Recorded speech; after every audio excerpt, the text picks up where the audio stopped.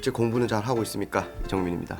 목소리가 좀 갔어요. 최근 예비고일 상담을 좀 많이 하면서 레벨 테스트를 좀 드리고 있는데 요거 관련한 질문들 그리고 레벨 테스트에서 몇 점 받은 애들이 어떻게 공부하면은 실제로 몇 등급을 받을 수 있는지 테스트를 한번 해보도록 합시다. 일단 미적까지 선행을 하는 거랑 당장 이제 고1 때 수학 상하 이렇게 내신 잘 받는 거랑은 뭐 그렇게 큰 상관은 없어요. 그래서 굳이 선행을 한다고 치면 이제 비슷한 어떤 다항함수의 미분 적분을 다루는 수2까지 제가 선행을 할 필요가 있다고 말씀을 드리는 거고, 그런데도 선행을 한 애들을 선호하는 이유는 뭐냐면 부산 지역의 많은 학교에서 2학년 1학기 때 수 1, 2를 동시에 나가기 때문에 수 1, 2를 아예 처음 보는 애들은 2학년 때 1등급을 받기가 거의 너무너무 힘듭니다. 그래서 저 같은 경우에는 수 1, 2를 한 애들을 이제 받는 거고요. 제 수업에서 말입니다. 그리고 수 상하의 뭐 극심한 문제를 저는 뭐 그렇게까지 다루진 않는데 어차피 학교 시험에 그런 게 잘 출제가 안 돼요. 그래서 어차피 블랙라벨이나 플래티넘 같은 수준의 공부, 그 다음에 마더텅 기출 30번 요 정도 수준의 공부만 해줘도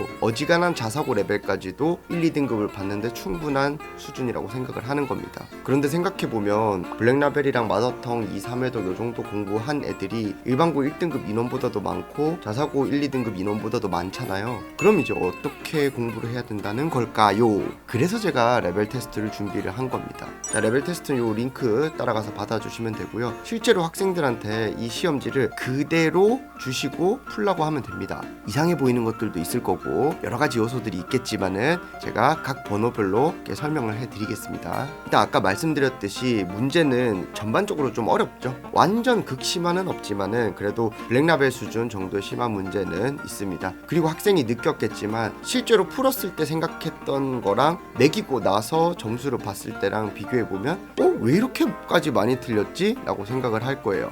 그 이유도 말씀을 드리도록 하겠습니다. 자, 그러면 각 번호별로 설명을 해 드릴 테니까 자, 영상 설명란에 타임라인이 있으니까 거기서 본인이 틀린 번호만 클릭해서 보시면 됩니다. 자, 예비고1 레벨 테스트를 친 여러분들 수고 많으셨습니다. 저는 수학 강사 이정민이고요. 이번에 친 16문제의 레벨 테스트가 각 문항별로 어떠한 의미를 가지고 있는지 제가 설명을 드리도록 하겠습니다. 자, 일단은 굉장히 좀 어려웠습니다. 기본적으로 수학 상하를 한 3번에서 4번 정도를 봤으면은 이 문제에서 한 절반 정도를 맞췄을 거라고 생각을 합니다. 평균적으로 이제 제 반에서 수업을 듣는 애들은 한 12점 정도면은 한 평균 혹은 평균 이상 요 정도가 된다고 보시면 됩니다. 그리고 생각보다 조금 많이 틀렸을 텐데 그 이유가 뭐냐면 이 문제는 기본적으로 난이도만 엄청 높인 시험은 일단은 아니에요. 그런데 학교에서 어떠한 방식으로 여러분들의 점수를 떨어뜨리는지 그런 것들을 다 반영을 해가지고 출제를 했기 때문에 한 서너 번 봤는데도 이거 알 것 같은데 막상 보면은 틀렸고 뭐 이런 문제들이 좀 많았을 거예요. 일단 한 문제 한 문제 한번 봅시다. 점수대별로 적당하게 요 정도 공부했으면은 고등학교 가가지고 몇 등급 정도 받겠느냐 이런 거부터 말씀을 드릴게요. 5점에서 한 8점 정도다? 요 정도면은 일반고 기준으로는 그래도 한 2, 3등급 정도 받을 수 있습니다. 그래서 너무 많이 틀렸다고 막 상심할 필요가 없어요. 그런데 요 정도면은 일반 자사고에서는 한 5등급에서 한 7등급 요 언저리의 점수대라고 보시면 됩니다. 자, 10개에서 한 12개 요 정도가 보통 한 3, 4번 정도 푼 애들의 대부분의 점수가 될 텐데 요 정도가 이제 일반고에서 1, 2등급대 그러니까 1등급대와 2등급 초반 애들이 될 거고 자사고에서도 2등급에서 4등급 요 사이의 점수대가 된다고 생각을 하시면 됩니다. 13개에서 한 15개 요 정도 되는 애가 자사고에서 한 1, 2등급 선이라고 생각을 해주시면 됩니다. 그래서 한 이 정도면은 모의고사 기준으로는 대충 1등급이 나올 거고요. 요 정도도 한 2, 3등급 정도는 지킬 수가 있을 겁니다. 만약에 5개보다 못 맞췄다 그렇다고 해서 우리 애는 큰일 난 거냐? 절대 그런 게 아니고 한 센 정도를 했다, 이제 열심히 달리면 된다, 장기적인 개념을 가지고 천천히 갔으면 좋겠습니다. 1번 문제는 실제 양운고 18년도에 출제되었던 중간고사 15번 문제입니다. 1번 문제가 사실 쉬워 보이는데 이게 별로 안 쉬웠죠. 그래서 실제로 내신을 풀다 보면은 여러분들이 이건 쉬운 문제일 텐데 은근히 안 풀리는 문제가 존재해요. 그럴 때는 시간은 시간대로 날리고 스트레스는 스트레스대로 받고 이럴 수도 있죠. 멘탈 관리를 잘 하시라, 이런 의미에서 1번에 출제를 했고요. 실제로 20년도 1학년 부산 외고 문제의 경우에는 킬러 문제가 제일 앞에 위치해 있었어요. 그래서 애들이 이제 1번 문제 풀고 왜 이렇게 안 풀리지? 큰일 났는데 안 되겠다. 2번 문제 넘어갔어. 근데 2번 갔는데 너무 힘들어, 큰일 났네? 3번 갔는데 3번도 힘들어. 뭐야 이거, 시험 완전 멘탈 다 갈려가지고 굉장히 많은 애들이 울었던. 어쨌든 간에 쉬워 보이는데 어려운 문제가 시험 초반에 등장을 하면은 학생들이 멘탈이 좀 날릴 수 있다. 그래서 1번 문제 제가 일부러 넣어놨습니다. 그래서 꼭 이야기하고 싶은 거는 중학교 때는 그냥 수학 실력, 선행 이런 식으로 쭉 올리면 되는데 실제로 고등학교 때 내신을 잘 받는 거는 이런 심리적인 요소, 실수 유도 문제, 학교 선생님이 어떤 거를 강조를 했는지 이런 부분에서 굉장히 많이 차이가 나기 때문에 이런 것들 미리 경험을 해보시라고 넣었습니다. 2번 문제 같은 경우는 이게 실력 정석의 예제 정도, 그러니까 센 B단계 중에 좀 어려운 문제 요 정도일 텐데 이게 은근히 많이 틀렸을 거예요. 왜냐하면 고등학교 때 중요하면서도 어려운 문제가 있어요. 보통 중요한 거는 쉽다라고 생각할 수 있는데 그런 문제들은 진짜 여러 번 봐야 됩니다. 수투, 미적 이렇게 공부하던 애들은 이 문제를 좀 까먹었을 확률이 좀 높은데 그럼에도 불구하고 여러분들이 학교 내신에서 이런 문제들, 기본기 굉장히 중요합니다. 이번 문제는 웬만하면 맞췄으면 좋겠다. 3번 복소수 조건 묻는 문제, 이런 문제는 좀 틀려도 된다, 내신 스타일의 문제다. 그래서 이런 거는 학교 수업 시간에 수업을 잘 들으면 충분히 해결되고 그 다음에 실제 학기 중에 여러분들한테 내신 공부를 시키면서 이런 부분들을 충분히 강조를 해줄 겁니다.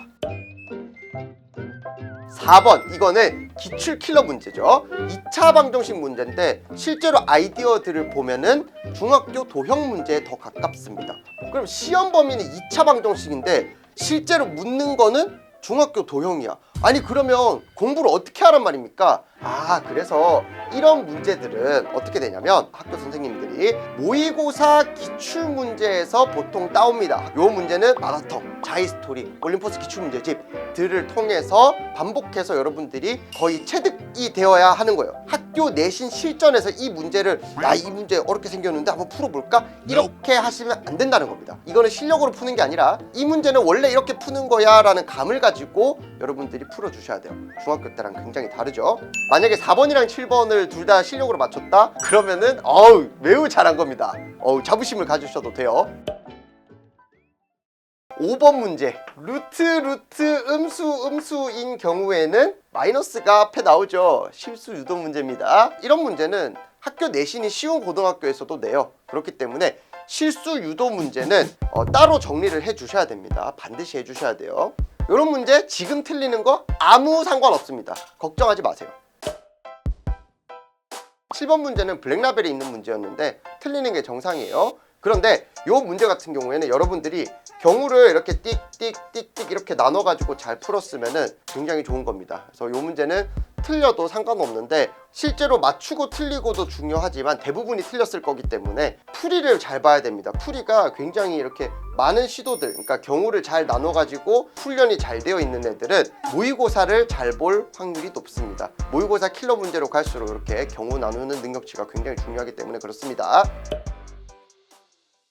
8번 문제, 이거 잘 안 보였을 거예요. 근데 선행 막 하다 보면은 수학 상하에만 지엽적으로 나오는 어떤 공식들을 까먹을 때가 많은데 내신 기간에 마플 시너지나 센 같은 거만 한 바퀴 돌려도 이런 거 충분히 할 수 있거든요. 요거 이제 파포수 중선 정리를 쓰면은 굉장히 쉽게 풀리는 문제였습니다. 그래서 난이도는 쉬운데 지금 우리들한테는 어려울 수 있다. 틀려도 상관없는 문제입니다. 자, 9번, 10번 문제는 전형적인 내신 스타일의 문제이기 때문에 틀리면 안 되고요. 11번 문제는 개념을 굉장히 자세하게 물어보는 어려운 문제인데 내신 고쟁이 스텝 3에서 가져왔습니다. 그런데 이 문제는 아까 2번 문제랑 마찬가지로 어려운데 중요한 문제이기 때문에 최상위권 애들은 꼭 맞춰 주어야 하는 문제가 되겠습니다. 자, 14번 문제는 문제도 굉장히 어려운데 1번 기억에 의도적으로 누가 봐도 A는 0이 아니라 9죠. 되게 잘 보이는 오류를 제가 심어놨습니다. 왜냐면 문제에서 0이 아니라고 적혀 있었는데 일부러 바꿔봤어요. 학교 내신에서는 선생님 자작 문제로 이렇게 냈을 경우에 혹은 기존에 있는 문제에서 숫자를 바꿔가지고 학교 선생님이 출제를 했을 경우에 문제 오류가 있는 경우가 종종 있어요. 그런데 만약에 이게 문제 오류다 그러면 이 문제만 제시를 치거나 아니면 전원 정답 처리해서 넘어가거든요. 그 경우에 이 문제를 풀기 위해서 이상한데 왜 이렇게 안 풀리지? 계속 고민하고 있었다가는 시간 조절 실패로 뒤에 문제를 못 푸는 경우가 생기겠죠. 그러면 본인 손해겠죠. 이런 연습을 미리 하기 위함이었습니다. 자, 15번은 이걸 이렇게 뒤집어 가지고 그냥 그대로 이렇게 곱해버리면은 바로 답이 나오는 문제이기도 하고요. 그 다음에 격자점 스타일의 문제, 그러니까 카운팅 하나하나 다 세는 거 있잖아요. 카운팅 문제이기도 한데 거의 이제 한두 줄 풀이로 풀었으면은 굉장히 잘한 거고요. 근데 이거를 이런 문제 스타일을 아마 여러분들이 선행할 때는 많이 다루지 못했을 거예요. 왜냐면은 그렇게 막 수학적인 사고력을 넓히는데 막 엄청 도움이 되는 것도 아니면서 시간은 시간대로 엄청 잡아먹기 때문에. 그래서 아마 수원 자이스토리 뭐 A, B 단원 이런 데 보면은 이렇게 격자점 스타일의 문제들을 막 이렇게 내놓긴 했는데 실제 학교 내신에서는 격자점 나옵니다. 그래서 이런 문제들도 연습을 해주셔야 돼요. 16번 문제는 그냥 좀 어려웠죠. 왜냐면 선행 달리다 보면은 순열조합 내용들을 이제 많이 안 다루게 되니까 이런 거 어려운 문제도 한번 넣어봤습니다. 자, 각각의 문제가 뭐 적당한 의미를 다 가지고 있고요. 선생님이 틀려도 되는 문제, 틀리면 안 되는 문제, 내신형 문제, 틀릴 수도 있는 문제, 심화 개념을 물어보는 문제 이런 식으로 나누어 놨는데 여러분들이 내가 어디에서 틀렸는지를 잘 파악하시고 스스로 한번 자신의 위치를 한번 점검을 해 보시기 바랍니다. 자, 그러면 이렇게 알아봤는데요. 어떻게 보면은 이런 요소들이 너무 야박하다라고 생각할 수도 있지만 이게 사실 상대평가는 냉정한 거예요. 간혹 학생들 보면 중급 문제 잘 푸는 애들임에도 불구하고 마플 시너지, 센 이런 거 풀고 있는 애들이 있어요. 아니면은 학교에서 나오지도 않는 문제를 엄청 공부하는 애들도 있고요. 그래서 여러분들 항상 생각하세요. 자, 이게 어떤 학원에서 어떤 선생님한테 배우는지도 매우 중요한데요. 고등학교 올라가서 공부를 할 때 실제로 나한테 필요한 공부가 뭔지, 내가 왜 이 문제집을 풀어야 하는지, 본인이 현재 어떤 상황에 있고 나는 무슨 공부를 해야 되는지를 잘 아는 게 진짜로 중요한 겁니다. 아시겠죠? 자, 그러면 앞으로도 공부 열심히 하시고 지금 저희 학생들 11월 달에 시작하는 매운맛 수업에서 뵙겠습니다. 감사합니다.